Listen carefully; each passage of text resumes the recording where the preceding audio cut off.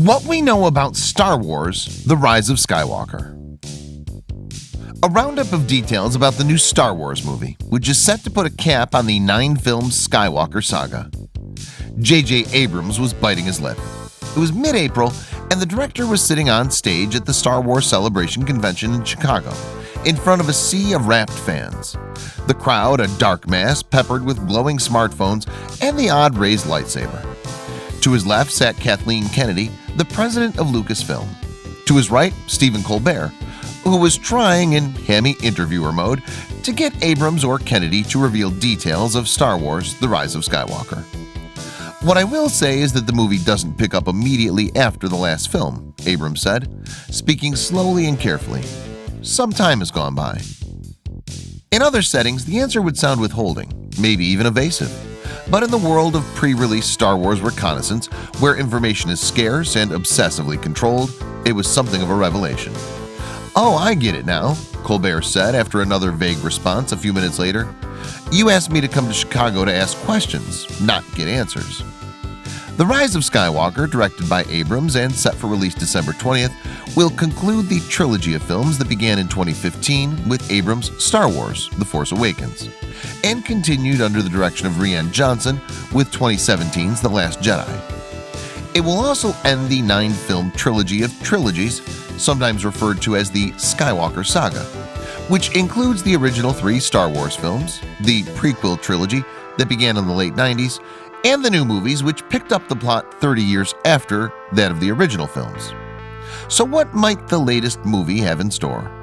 While information is limited, we do know some details and can hypothesize about others. The heroes. When the previous movie, The Last Jedi, ended, the stormtrooper turned freedom fighter Finn, John Boyega, was reunited with the budding Jedi Rey, Daisy Ridley. The pair had spent the bulk of the movie apart, with Finn and the fighter pilot Poe, Oscar Isaac, working to protect the rebel group known as the Resistance from the evil First Order. Rey was hounding an exiled and ornery Luke Skywalker, Mark Hamill, on a remote planet, trying to secure his aid in the fight against the bad guys. The new movie will feature more scenes with all of its star heroes in one place, centering on what Abrams described at the Star Wars Celebration as an adventure that the group goes on together. It also may or may not see Rey being pulled towards the dark side, a possibility dangled in front of audiences by footage released in August that briefly shows Rey holding a red lightsaber. The villains. Despite a vast military that continues to give it an upper hand in the battle to quash the resistance, the First Order finished the previous movie with a budding crisis. After the death of Supreme Leader Snoke, played through motion capture by Andy Serkis, a power struggle surfaced. On one side was Kylo Ren, Adam Driver, the moody runaway son of Han Solo and Princess Leia, whom Snoke had twisted into something like a villainous one-man Darth Vader tribute band. And on the other, General Hux, the uptight evil commander played by Domhnall Gleeson.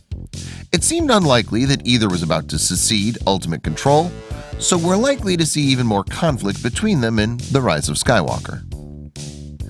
Palpatine will be quite operational. Perhaps the biggest surprise of The Rise of Skywalker teaser trailer comes at the very end. That's when we hear the distinct cackle of Palpatine, the cloaked evil leader, also known as Darth Sidious.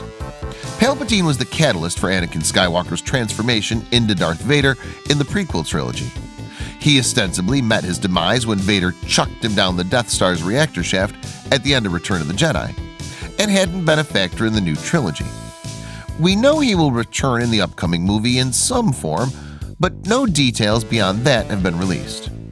In an interview at the Star Wars Celebration, Ian McDiarmid, the actor who plays Palpatine, also clarified that while he is part of the new film, that laugh was an old scrap. "I have to tell you that that particular laugh was not specially recorded," he said. "They found it somewhere, probably from one of the old movies or in a digital vault or maybe George's iPhone. I don't know." Lando has got a lot of guts coming here. The other big new old face in The Rise of Skywalker is Lando Calrissian. Billy D. Williams will return to play the character, the cape-wearing friend of Han Solo who was introduced in The Empire Strikes Back. Lando ended up betraying the good guys in that movie, only to redeem himself by joining them later.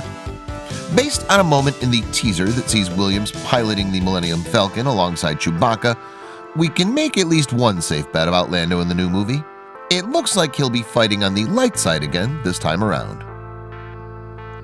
Leia lives. Carrie Fisher's death in late 2016 came after she completed filming for The Last Jedi. But for The Rise of Skywalker, it posed a quandary. You don't recast that part, Adams said in the interview with Colbert, and you don't suddenly have her disappear.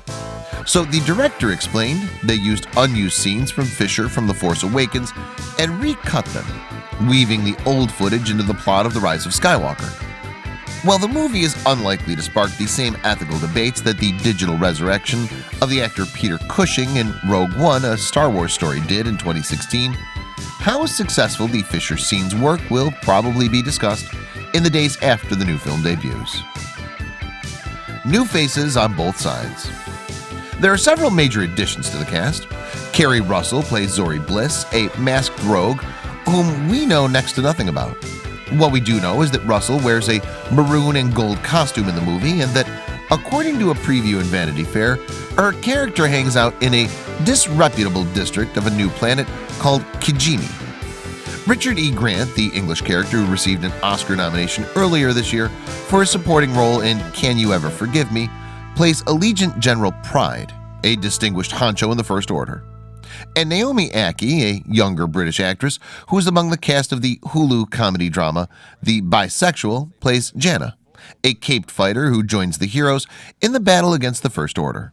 There's also a new droid, D.O., who looks like a hairdryer riding a unicycle.